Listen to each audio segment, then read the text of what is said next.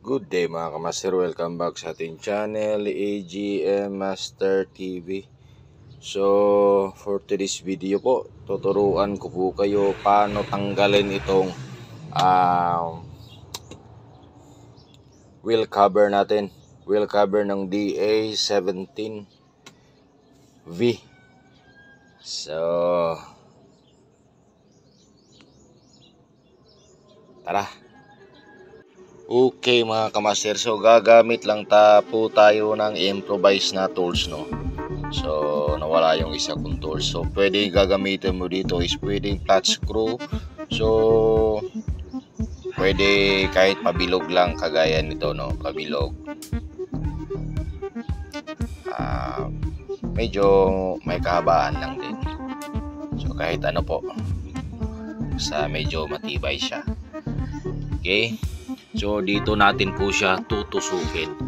So dyan po may makikita ka po dyan parang yung tire wire. So yan po yung parang tire wire. Yan po yung magiging lock niya po, no. Yan. So madilim. So hindi natin makita. So yan. So yun yung parang na yun, no. Yun yung tutusukin natin papasok. Okay.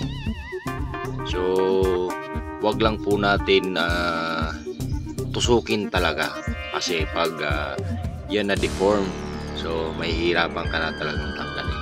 So parang mo siyang pipindutin mo lang siya.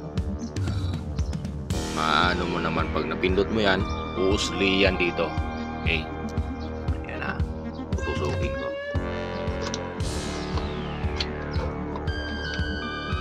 So, pagtusok ito, kailangan mo na rin ng pasensya naman.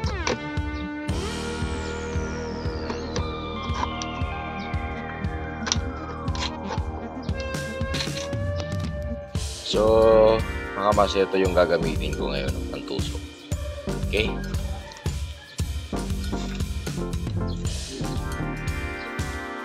Yan, tutusukin ko na. Yan, o. Medyo uusli siya ng konti. Okay, balik ko lang para makita nyo talaga. Okay, so tusukin ko ulit. Yan, mostly na yan. So meron naman yan sa kabila.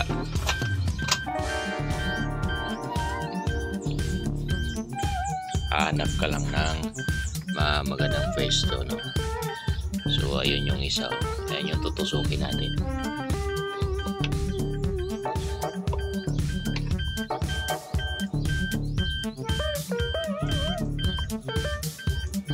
Huwag masyadong idiin mga master at baka masira, no.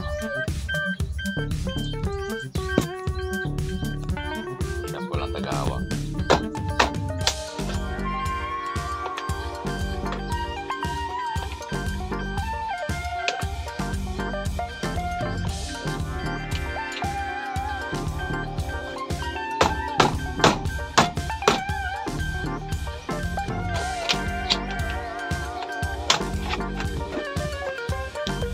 So, ayan mga master, natusok na natin, no?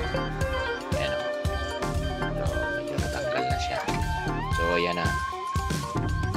Ayan. So, gano'n na po kasimple magtanggal ng steering wheel cover ng DA17V. So, ito yung tutusukin mo. Ito yung makikita mo doon, no? Ito yun, no? Ito yung tutusukin mo. Yeah. Pag na-disalign to, o kanya nasobrahan mo ng pag nasobrahan mo ito is madi-deform to dito. So pag na-deform yan, dito kasi yan sasabit. Dito yan maglalak.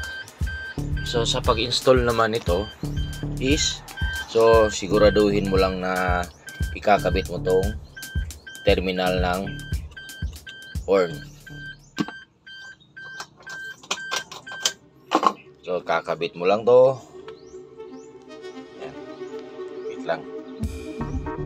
So ayan, nakakabit na. So iyan mo lang siya. tawag dito. So sa ano pa,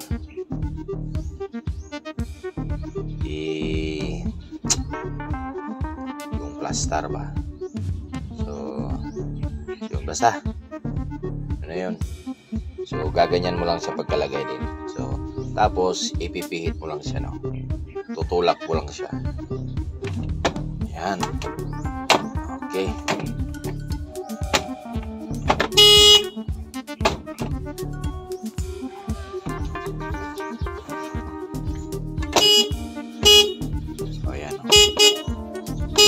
so ganun lang kasimple pagbalik, no. So dapat may pasyensya ka lang kasi may mga oras talaga na parang anuhin ka ng mahirapan kang tanggalin. So yun lang mga kamaster, maraming salamat po.